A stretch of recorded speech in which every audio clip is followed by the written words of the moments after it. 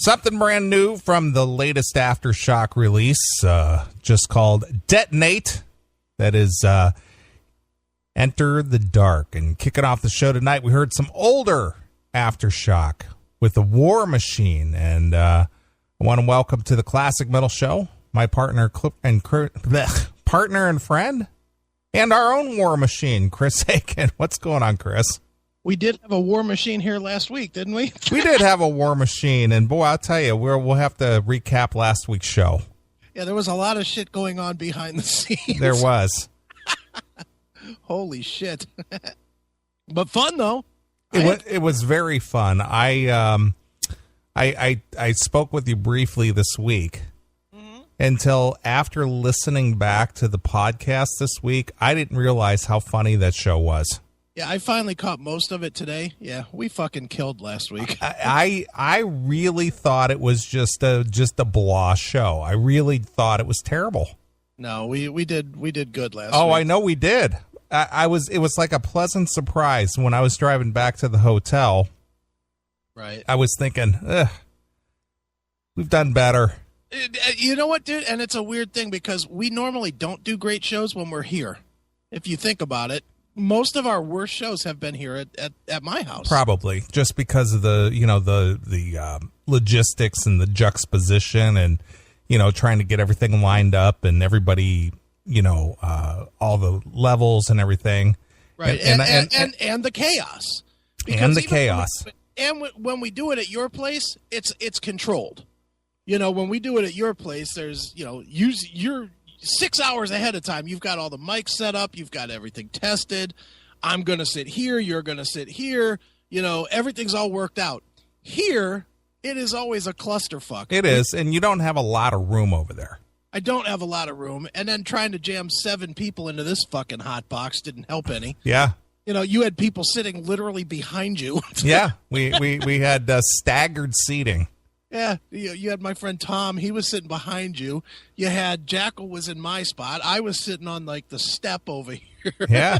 It was all fucked up. Yeah, now the CMS Studio A, obviously this is set up like a professional broadcast studio, and there's plenty of room for all kinds of people here. But yeah, for a show that we put together, cobbled together, and having some newer equipment over there helps too. Sure, it does. But even that, you were literally fucking with equipment until showtime. Well, that's because I was trying to get your processor to dial in. I was actually messing with that more than anything else. But, once I got everything plugged in, it was okay. But, yeah, I'm getting you a four space rack, and I'm going to put all your components in a rack and everything. So it's going to be easy to handle. And I'm going to get your, limiter compressor set up and everything so you don't even have to touch anything. Right. I actually might be switching computers too. Yeah, well, that isn't really going to make any effect on my end. It's just going to be wherever it's plugged in. But anyway, we had quite a show last week. If you listen, and I was really amazed at the audio quality since we did not record locally. We let the Spreaker do the recording. Right. And I was really surprised at that because oftentimes the Spreaker comes off just a little bit tinny. Yeah, it's tinny or muddy sometimes. Mm-hmm. Yeah, no, it came out really well. Yeah. So listening back to the show, I started listening on Tuesday because I really thought that the show was going to be shit. I really did. I just want to hear it. Yeah, that is absolutely the truth. I just didn't want to hear it. And I thought, okay, I'm going to give it a shot. So on my way into work on Tuesday morning, I started listening, and I started off with the Randy segment. That was good. And that was so I had tears in my eyes by the time I got to work. Dude, Randy is the shit. Well, he has a lot of subtle humor. Yeah, he does. He's not a bombastic, over the top kind of. He isn't a loud guy. Right. But his humor is very subtle, and it just catches you underneath, Probably the line of the segment where we were doing speaking of Randy, The one, he had the line of the segment when we were talking about we don't cut women's hair. Okay. The line of the segment. Yeah. The only woman's haircut we do here is the Aunt B. It's the B or nothing. Randy. The Aunt B. Dude, tell me, Rand, everything about Randy the other night was hilarious. Were you here when he got here? Yes, I was. Did you see him come in with 8 fucking trips to his truck? He did. He brought all these no-bake cookies. But, dude, he brought, no lie, he brought $150 minimum worth of groceries. Yeah, I saw him bring in cases of beer and no-bake cookies and, all this kind of stuff. He brought 2 cases of beer. That at least $40, right? Mm-hmm. Fair, $18, $20 a thing. Sure. He bought a $40 bottle of Crown Apple. He bought 2 or 3 cases of those no-bake cookies, 10 bags of chips, dip. He was loading my fridge up. Yeah. All the ice. I was like, what the hell? This guy moved in. Yeah. It was crazy. Well, I hadn't physically seen Randy in, man, it's been at least 10 years. Couldn't pick him out in a lineup, could you? Well, I was just surprised at how thin he is. I mean, it's not that he was ever heavy yet to begin with, but he's just a thin beanpole guy. I know, and no hair. No hair. That's the part that gets me. Randy was always, the big hair, the big Sebastian Bach hair guy. Right. And now he has none. I mean, none. He's bald. It's like, what the hell happened? Yeah. When did I pass you? Yeah, so he's pulling off the Bret Michaels 1996 look. Right. When he was doing the Letter from Death Row. Right. Yeah. But, hanging out with Randy and you and, of course, Stephanie and everybody, who participated in the show. I thought Stephanie did a great job sitting in and answering my questions. Of course. She's always fun. Yeah, she was really good. She didn't, she's not one of your typical chicks who go, I don't want to talk about, don't ask me that. She was just like very direct and answered the question and gave some thought to stuff and, Well, I mean, do you think that I could be friends with that chick? With the whiny bitch? The chick? Undecisive, I can't talk about this. Don't ask me those kind of questions. Oh, this is just terrible. You guys are so bad. Yeah, I couldn't be friends with that person. No. She was real good about that. And, sure. and Randy's participation, of course, Jackal. Holy shit. Listen to him talking about beating the kids, and when we were talking about the transgender and general population in jail, right? He's talking about fucking beat that fucking kids. God damn it! This country is making me mad. He's pissing me off. I thought he was gonna punch my computer. Yeah, I know. He was very animated over there. He was mad. God damn it! Loved it. So there was all kinds of personalities in that room.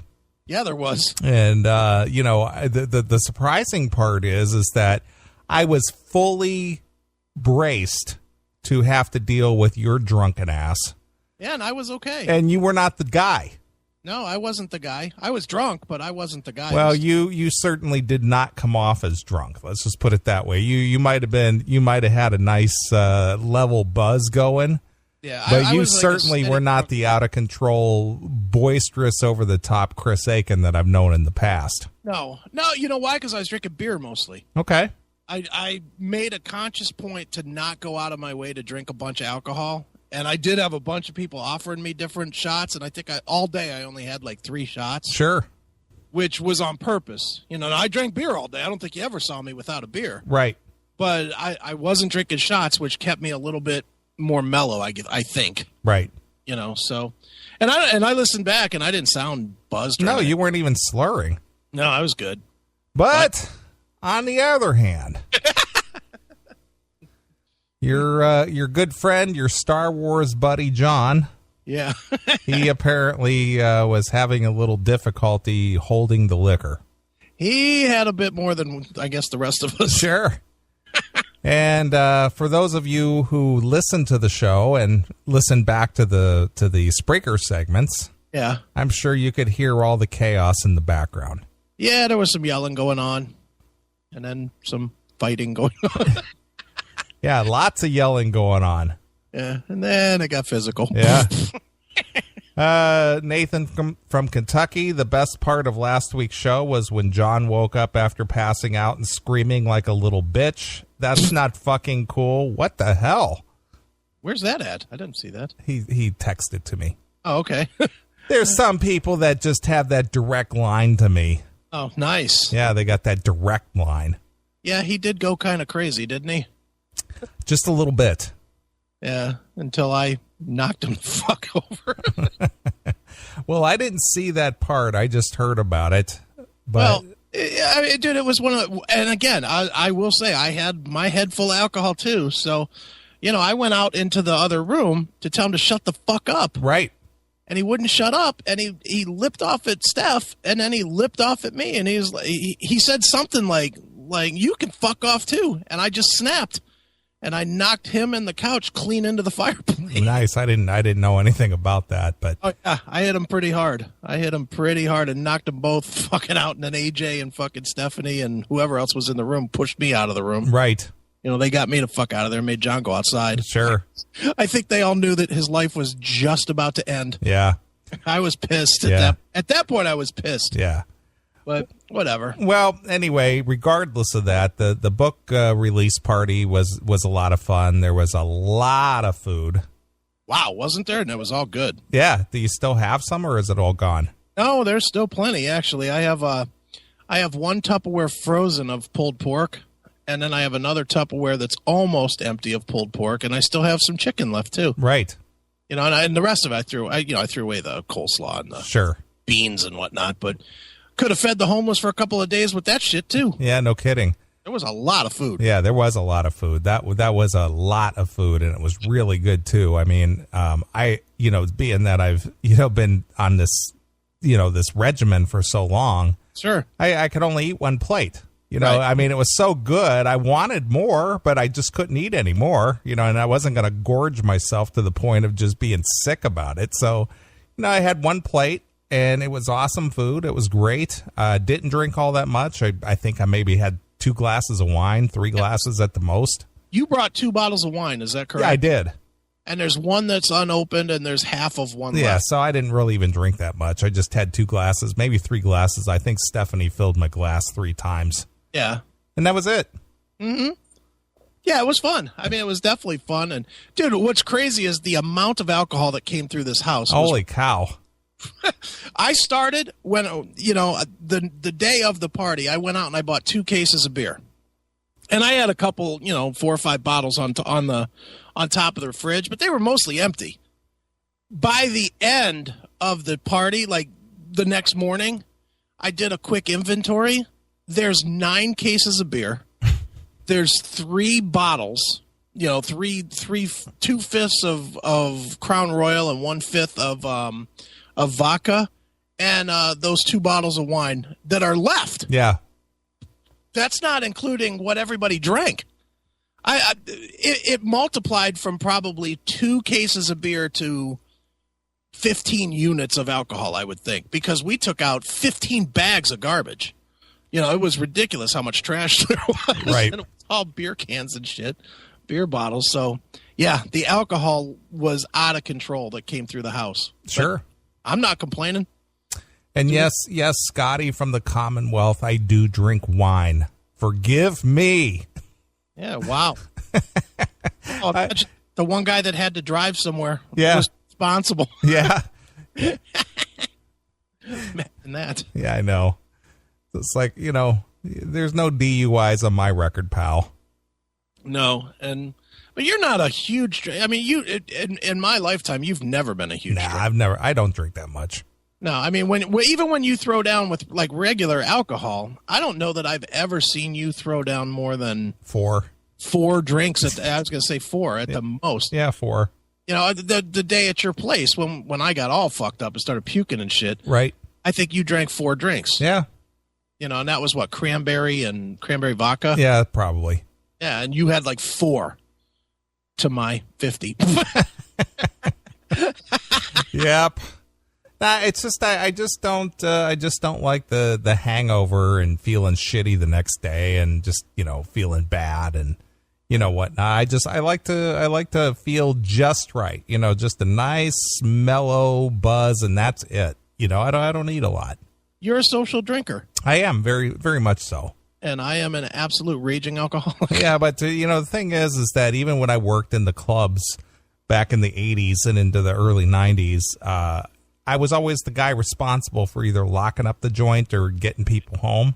Mm-hmm. So drinking was not on the menu for me. Right. And I've always had to. I've had a CDL, even though I don't use it. I do have a commercial driver's license that I keep up. Mm-hmm. And I don't ever want to risk losing that because that is a license to make money if I had to. Right, sure. So, all those things come into play, so I don't lose my mind and go, you know what, fuck it, man, I'm just going to get blasted and I'm going to drive. Cool. You mean like half the people that left here on Saturday? Yeah. So, that isn't my thing. So, I'm always watching out for everybody else before I watch out for myself, Mm-hmm. So, that's kind of I guess that's my lot in life. Yeah, well, that's it. You're the responsible one. I guess I am. You always are. You're the responsible one in any setting. Yep.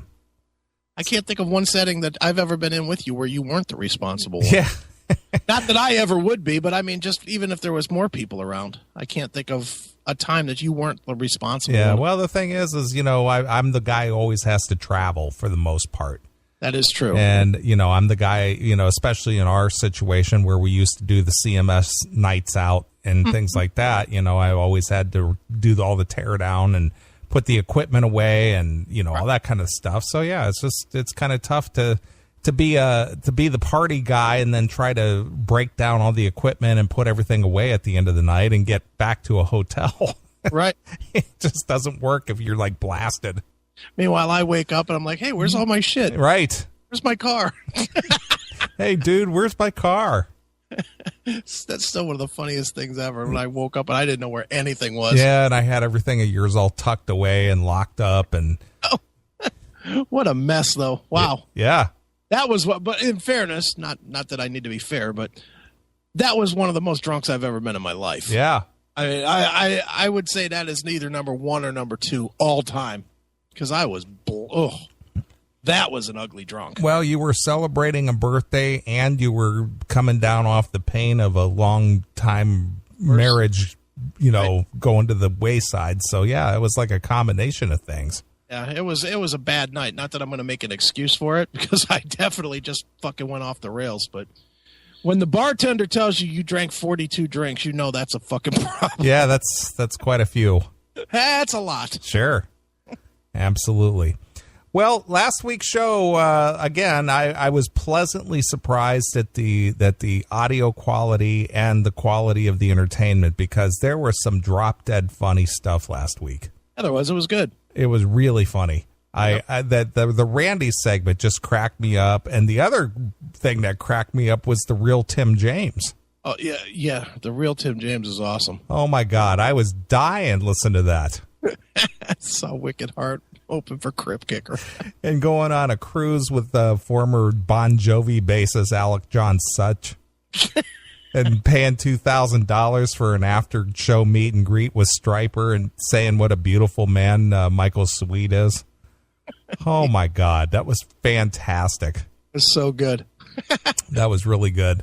So, you guys and gals who participated in last week's show really did a fantastic job, and it was a lot of fun, and it was, again, I was just surprised. I really was, because I came away after the show just thinking, this was just bad.